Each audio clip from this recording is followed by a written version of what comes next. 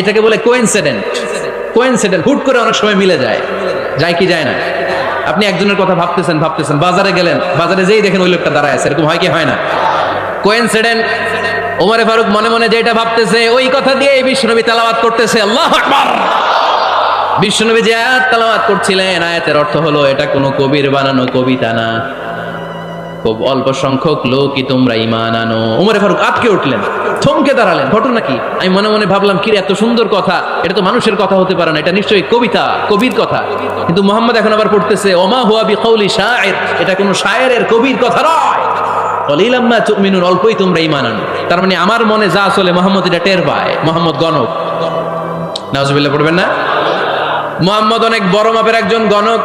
মানুষের হৃদয়ে কি চলে, মনে মনে কি ভাবে, মুহাম্মদ না দেখেও বলে দিতে পারে। ইন দা মিন টাইম বিশ্বনবী পরের আয়াতে পড়লেন ওয়ালা বিকাউলি কাহিনিন কলিলাম মা তাযাক্কারুন। এই আয়াতের অর্থ হলো এটা কোনো গণকের বানানো গণনা নয়, খুব অল্প সংখ্যক লোকই তোমরা উপদেশ হিসেবে এটাকে মানো। সুবহানাল্লাহ পড়েন। এবার আর ওমরে ফারুকের সহ্য হয় না, কি আজীব তামাশা। প্রথমে মনে করলাম কবিতা, মোহাম্মদ কয় কবি না, সে কবি না, এটা কবিতা না। তারপর ভাবলাম সে গণক, সে আয়াত পরে পরে বলে দিল এটা গণনা নয়, তাহলে এটা কি? এটা কি কবিতাও না, গণনাও না, তাহলে এটা কি?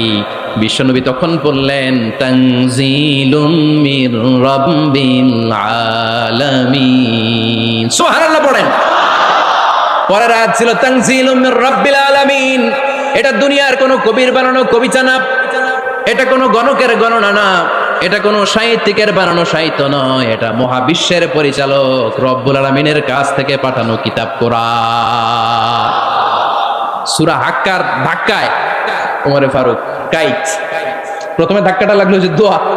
বিষ্ণুবী তাহাজ্জুদে কেঁদে দোয়া করলেন, আল্লাহ হয় আবু জাহেলরে দিবা নাইলে ওমরে দিবা। ওই দোয়া ওমরে ফারুকের হৃদয়ে ছোঁয়া লেগেছে। এরপরে হাক্কা, সূরাতুল হাক্কা দিয়ে দিলে এক ধাক্কা। এই ধাক্কা খেয়ে উথাল পাথাল হৃদয়ের মধ্যে, হায় রে, এ কি বাণী, এ কেমন কথা, কে মুহাম্মদ? তারপরও শয়তানের ওয়াসওয়াসা আছে না নাই? আল্লাহ বলে যতই ওয়াসওয়াসা ওমরকে দেয়া হোক, আমি ওমরে ফারুককে এই মুসলিম উম্মতের সেনাপতি বানিয়ে ছাড়বো, আমি সেনাপতি বানাবো। এবার 3 নাম্বার ডোজ।